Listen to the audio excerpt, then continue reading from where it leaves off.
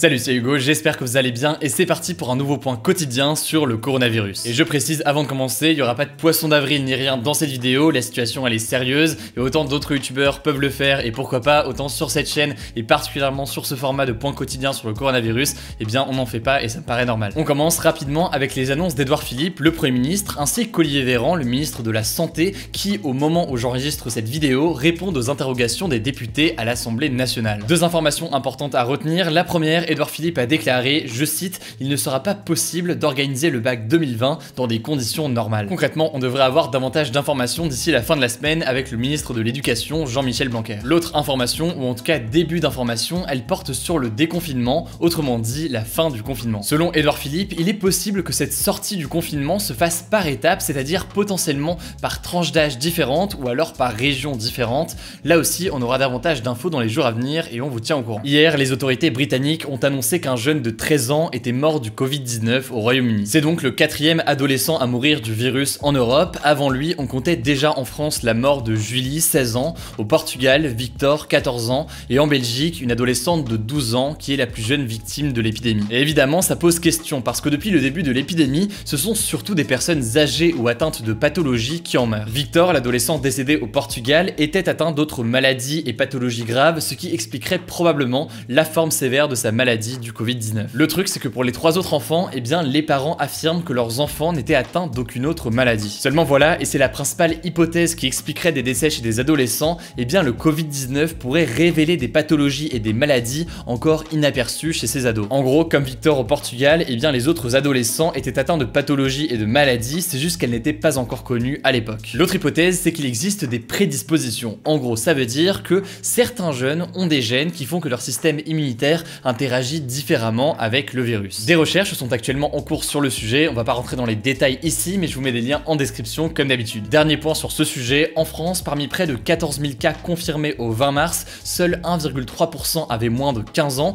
du coup inutile de paniquer, mais pour autant, logiquement, eh bien pratiquer les mêmes règles d'hygiène que tout le monde, à savoir se laver les mains et puis rester chez soi le plus possible. On reste en Europe, mais on passe à l'Allemagne où le nombre de décès est toujours très inférieur aux pays voisins. Même si les chiffres peuvent encore évoluer, le taux de mortalité est de 0,5% chez les malades allemands du Covid-19. L'Allemagne compte plus de cas que la France, avec 68 000 cas contre 52 000, mais pourtant moins de morts, avec plus de 700 personnes qui sont décédées en Allemagne du Covid-19 contre plus de 3500 en France. Mais alors, comment expliquer un tel écart? Déjà, la première raison potentielle, c'est le dépistage. Alors qu'au début de l'épidémie, la France ne dépistait que les cas susceptibles d'être graves, eh bien l'Allemagne pratiquait déjà le dépistage rapide et à grande échelle. Du coup, plus de malades étaient rapidement isolés et soignés. Encore aujourd'hui, l'Allemagne réalise environ 500 000 tests par semaine contre environ 100 000 pour la France qui s'est engagée à en faire davantage dans les jours à venir. Autre élément, en France, le taux de mortalité est aussi plus important car les malades testés sont déjà dans un état grave alors qu'en Allemagne, les personnes testées sont aussi des personnes sans complications et donc plus facilement guéries. La seconde raison qui expliquerait une mortalité moins importante, c'est les particularités de l'Allemagne. En Allemagne, la population est moins vieille et les villes sont moins polluées qu'en Italie par exemple, ce qui explique qu'il y a moins de problèmes respiratoires et donc une mortalité plus faible. Dernière raison pour un si faible taux de mortalité, son système de santé. L'épidémie est arrivée plus tard en Allemagne, ce qui a permis au pays de se préparer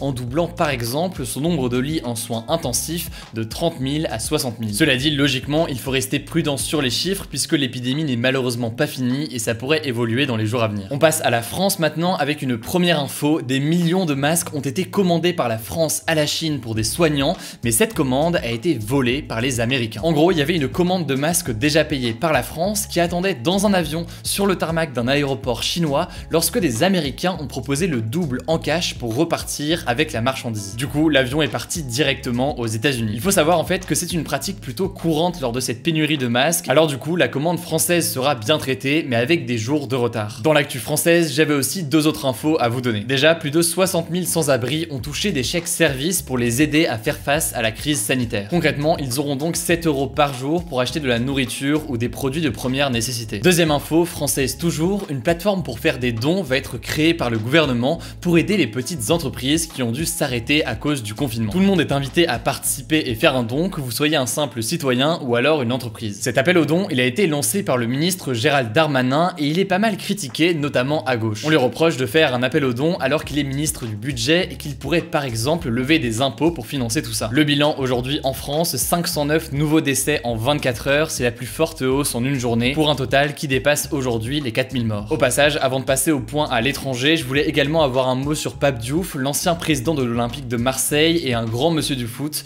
Il est décédé hier à 68 ans des suites du Covid-19 depuis le Sénégal. En Espagne, à présent, le bilan dépasse désormais les 9000 morts avec 864 décès sur les dernières 24 heures. L'Italie, à présent, avec plutôt une bonne nouvelle, une baisse assez importante du nombre de morts quotidiens, 727 aujourd'hui contre 837 hier. Il faudra voir comment ça évolue dans les jours à venir. Et justement, on parle de l'Italie, ça permet de faire la transition avec l'info positive du jour. Des paniers solidaires ont été installés à Naples. En gros, pour vous donner une idée, ça ressemble à ça, c'est installé un petit peu partout dans la ville et donc ceux qui ont les moyens peuvent déposer de la nourriture et à l'inverse, ceux qui sont dans le besoin peuvent récupérer de la nourriture gratuitement. Bref, c'est une très belle idée qui commence aussi à être importée en France. Si vous êtes nouveau, pour ne pas rater les points quotidiens suivants, pensez à vous abonner directement à cette chaîne YouTube. En plus, ça nous aide beaucoup. En description, je vous mets des sources et des liens pour en savoir plus. Surtout, prenez soin de vous et puis on se dit à demain.